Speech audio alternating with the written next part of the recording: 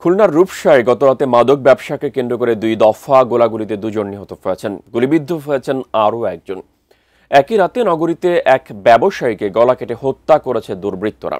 খুলনা বিভাগীয় প্রতিনিধি মোহাম্মদ অসীমের পাঠানো তথ্য ছবিতে বিস্তারিত থাকছে ডেস্ক রিপোর্টে। খুলনা নগরীর জেলখানা ঘাট থেকে রূপসা নদী পেরোলে ওপারে সেনের বাজার ঘাট।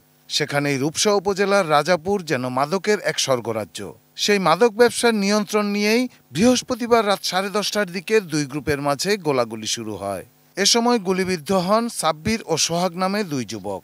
সাব্বিরকে নিজ এলাকা নগরীর শেখের পাড়ায় নেওয়া হলে তার মৃত্যু হয়, আর গুলিবিদ্ধ সাদ্দাম ঢাকায় আনার পথে মারা যান।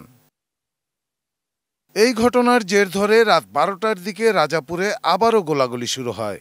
সেখানে গুলিবিদ্ধ মিরাজ নামে একজনকে নগরীর সাউথ সেন্ট্রাল রোডের একটি বেসরকারি হাসপাতালে ভর্তি করা হলে সেখান থেকে অস্ত্রের ভয় দেখিয়ে পালিয়ে যান তিনি। পুলিশ জানিয়েছে, হতাহতরা সবাই খুলনার শীর্ষ মাদক ব্যবসায়ী।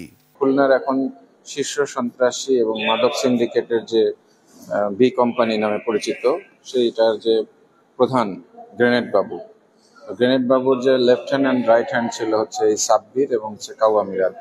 এদিকে বৃহস্পতিবার রাত 8টার দিকে নগরীর রাজবাঁধ এলাকার দক্ষিণ পাড়ায় সন্ত্রাসীরা গলা কেটে হত্যা করে বাবলু দত্ত নামে এক ব্যক্তিকে। নিহত বাবলু দত্ত বালু এবং জমির ব্যবসা করতেন, তবে তাকে হত্যার কারণ সম্পর্কে নিশ্চিত হতে পারেনি police. Shahidul Rana, desk report, ATN news.